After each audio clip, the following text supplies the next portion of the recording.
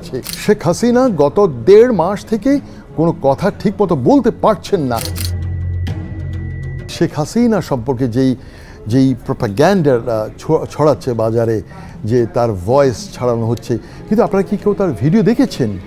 গত ৩ সপ্তাহ আগে অথবা ৪ সপ্তাহ আগে তিনি কিন্তু একটা মাইল্ড স্ট্রোক করেছেন এবং জিহ্বার এক অংশ কিন্তু ওনার, শেখ হাসিনার জিহ্বার এক অংশ অবশ হয়ে গেছে। তিনি ঠিকমতো এখন শব্দ উচ্চারণও করতে পারেন না। আগে উনি সুপারি মুখে দিয়ে কথা বলতেন, উনি কথা বলার সময় বোঝা যেত যে উনি মনে হয় মুখের ভেতরে সুপারি রেখেছেন।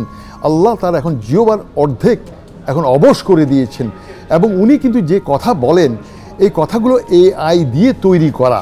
আপনারা অনেকে দেখেছেন যে এলন মাস্ক এবং প্রেসিডেন্ট ট্রাম্প এবং বিশ্বের অনেক নামি দামি লোকের ভয়েসকে কিভাবে AI করে বাজারে প্রপাগান্ডা রটানো হচ্ছে। শেখ হাসিনা তিনি কথা বলতে পারছেন না, দুর্ভাগ্য।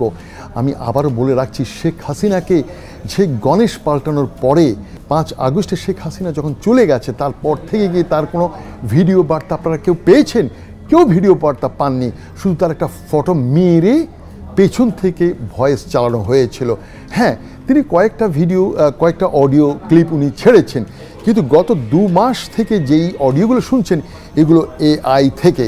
কারণ শেখ হাসিনার জিহ্বার বাঁ পাশের অর্ধেক পুরো অবশ, তিনি একটা মাইল্ড স্ট্রোক করেছেন। শেখ হাসিনা গত 1.5 মাস থেকে কোনো কথা ঠিকমতো বলতে পারছেন না। এই দেশের রাষ্ট্র ক্ষমতায় যখন তিনি ছিলেন তখন তার মুখে থাকতো সুপারি, আর এখন ওনার জিহ্বার অর্ধেক অবশ। সুতরাং এই কথা বিশ্বাস করবেন না।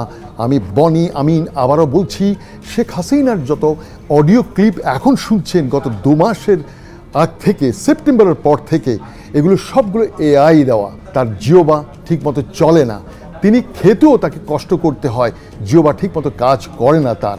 আরেকটা বিষয় আপনাকে বলি, আওয়ামী লীগ দীর্ঘ 21 বছর পরে 1975-এর পরে 1996 সনে, অর্থাৎ 1996 সনে তারা ক্ষমতায় এসেছিল।